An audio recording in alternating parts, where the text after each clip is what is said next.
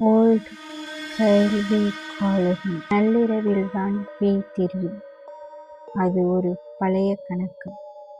ஆனால் இந்த கதையில் நமது கதாநாயகன் ரவிக்கு பேய் வருவது மதியம் சரியாக 12 மணிக்கு. ரவி கனமான பெருமூச்சு விட்டான். ரவி ஒரு கிராப் டிரைவர். அந்த நாள் முழுவதும் ரவிக்கு சுத்தமாக ஜாப் எதுவும் கிடைக்கவில்லை. பெட்ரோலுக்கு போன காசு கூட புக்கிங்கில் வரவில்லை. மொபைல் பேட்டரியும் சிவப்பு எச்சரிக்கையில் இருந்தது. வேறு வழி இல்லாமல் வீட்டுக்கு போக சோர்வாக முடிவெடுத்தான். சரியாக பகல் நேரம் 11:59. திடீரென்று மொபைல் ஆக்ரோஷமாக அதிர்ந்தது.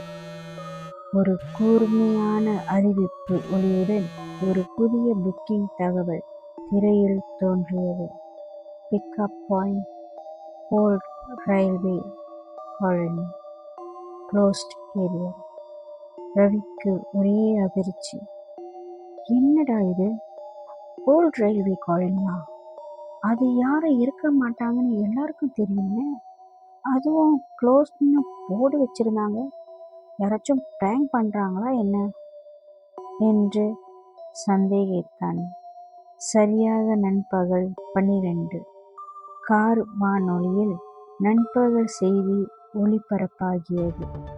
வேறு வழியின்றி அந்த புக்கிங்கை அக்செப்ட் செய்தான் ரவி. ரவியின் கார் என்ஜின் ஸ்டார்ட் ஆகி சரளை கற்களில் மெதுவாக நகர்ந்தது. ஒரு இடத்தில் சென்று நின்றது. பிக்கப் பாயிண்ட்க்கு போய் கார் நிறுத்திய போது அங்கே வெள்ளை டாப்ஸில் தனது முடியின் நிழலால் முகம் முழுவதையும் மறைத்தபடி ஒரு பெண்ணின் உருவம் நின்றிருந்தது. அவள் முகம் ரவிக்கு தெரியவில்லை. ஆனால் அவளது இருண்ட அடர்ந்த பார்வை காரை உற்று பார்த்தது. ரவி அவளிடம் புக்கிங் கன்ஃபார்ம் பண்ணினான். அந்த பெண் நெடுநேரம் கிராப்க்கு வெயிட் பண்றதாகவும் சீக்கிரம் போக வேண்டும் என்றும் ஒரு ஆழ்ந்த குரலில் கூறினாள். கார் டிராப் ஆஃப் பாயிண்ட் நோக்கி நகரத் தொடங்கியது. அந்த நொடியில் ரவி அறியாமல் அக்செப்ட் பண்ணியது ஒரு சாதாரண பயணமா, இல்லை அவனது வாழ்க்கையின் முடிவுக்கான பயணமா? கார் பயணம் ஆரம்பித்த சில நிமிடங்களில் ரவிக்கு வித்தியாசமான உணர்வு. ஏசியை முழுவதுமாக வைத்திருந்தும் ரவிக்கு உடம்பில் ஒரு சிலிர்ப்பு. ஏதோ ஒன்று சரியாக இல்லை. போகும் வழியில் கார் தானாகவே 2 முறை சடார் என்று ஸ்டார்ட் அப் ப்ராப்ளம் ஆனது. ரவி மீண்டும் கார் ஆன் செய்யும் போது முன்புறம் இருந்த ஷோகேஸில் வைத்திருந்த விநாயகர் சிலை கீழே விழுந்தது. என்ன ஆச்சு, இப்படிலாம் நடக்குது என்று நினைத்தான் ரவி. ஆனால் அந்த பெண்ணிடம் எந்த சலசலப்பும் இல்லை. சற்று நேரம் கழித்து காருக்குள் எங்கிருந்தோ ஒரு பட்டுப்போன மல்லிகைப்பூவின் வாசனை வீசியது. ரவிக்கு நெஞ்சில் ஏதோ அடைப்பது போல இருந்தது. கண்ணாடியை திறந்து, மேடம், உங்க பெர்ஃப்யூம் வாசனை விசித்திரமா இருக்கு, ஏதோ ஸ்மெல் வருது என்றான். அந்த பெண் எல்லாம் நல்லாதான் இருக்கு என்று மட்டும் சொல்லிவிட்டு கார் கண்ணாடியை தானாகவே மூடினாள். கார் இலக்கை நெருங்கிய போது டயரில் இருந்து ஒரு வினோதமான பீச் சத்தம் கேட்டது. ரவி பிரேக் போட்டு, மேடம், லொகேஷன் வந்துடுச்சு, நீங்க இறங்கலையா என்று கேட்டான். ஆனால் அவள் காரில் இல்லை. கதவு பூட்டப்பட்ட நிலையிலேயே இருந்தது. ஆனால் அந்த பெண் காரின் முன்புறம் சற்று தூரத்தில் தரையில் கால்படாமல் மிதப்பது போல மெதுவாக நடந்து போய் கொண்டிருந்தார். ரவிக்கு ஆச்சரியமாக இருந்தது. ஆனால் உடனே சுதாரித்து, ஐயோ, இன்னும் ட்ரிப் காசு கொடுக்கலையே என்று ஞாபகம் வந்து கார் கதவை திறக்க பார்த்தான். ஆனால் கார் கதவு சில வினாடி ஸ்டக் ஆகிவிட்டது. பிறகு கதவு தானாகவே டக் என்று திறந்து கொண்டது. ரவி அவளை சுற்றும் முற்றும் தேடினான். அவள் சற்று தூரத்தில் நடந்து சென்று கொண்டிருந்தாள். மேடம், மேடம், ட்ரிப் காசு கொடுங்க என்று கத்தினான். அவள் திரும்பவே இல்லை. வேறு வழி இல்லாமல் ரவி பணத்தை வாங்கியாக வேண்டும் என்ற பிடிவாதத்துடன் அவளை பின்தொடர்ந்தான். அவள் ஒரு அடுக்குமாடி குடியிருப்புக்குள் நுழைந்தாள். ரவி தன் வாழ்க்கையில் அதுபோல ஒரு கட்டிடத்தை பார்த்ததே இல்லை.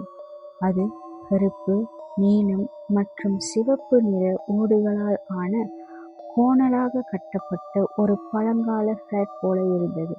அதன் மீது ஏதோ வினோதமான முத்திரைகள் வரையப்பட்டிருந்தன. அந்த பெண் கட்டிடத்தின் வாயிலை நெருங்கிய போது ரவி அவளை பார்க்க முடிந்தது.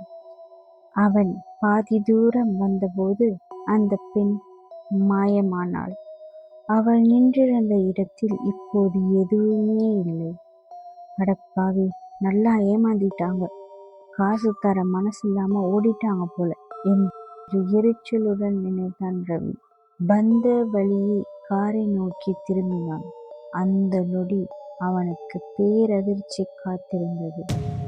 வந்த பாதையே இல்லை.